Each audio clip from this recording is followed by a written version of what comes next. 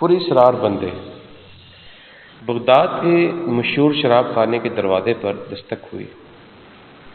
شراب خانے کے مالک نے نشے میں دھت ننگے پاؤں لڑکھڑاتے ہوئے دروازہ کھولا تو اس کے سامنے سادہ لباس میں ایک پروقار شخص کھڑا تھا۔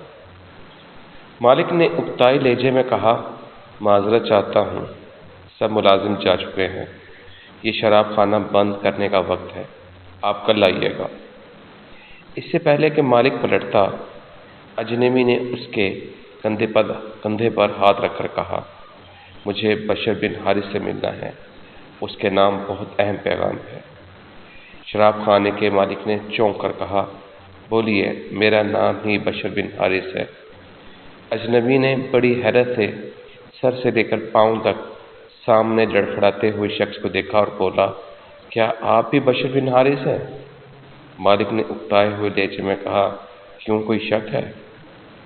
اجنبی نے آگے بڑھ کر اس کے ہاتھوں کو بوسہ دیا اور بولا، سنو بشر بن حارث، خالق و ارض و سما نے مجھے کہا ہے کہ میرے دوست بشر بن حارث کو میرا سلام عرض کرنا اور کہنا، جو عزت تم نے میرے نام کو دی تھی وہی عزت رہتی دنیا تک تمہارے نام کو ملے گی۔ اتنا سننا تھا کہ بشر بن حارث کی نگاہوں میں وہ منظر گھوم گیا جب ایک دن حسب معمول وہ نشے میں دھت چلا جا رہا تھا کہ اس کی نظر گندگی کے ڈھیر پر پڑی، ایک کاغذ پر پڑی جس پر اسم اللہ لکھا تھا۔ بشر نے کاغذ کو بڑے احترام سے چوما، صاف کر کے پاک جگہ پر رکھ دیا اور کہا، اے مالک عرش العظیم، یہ جگہ تو بشر کا مقام ہے، تمہارا نہیں۔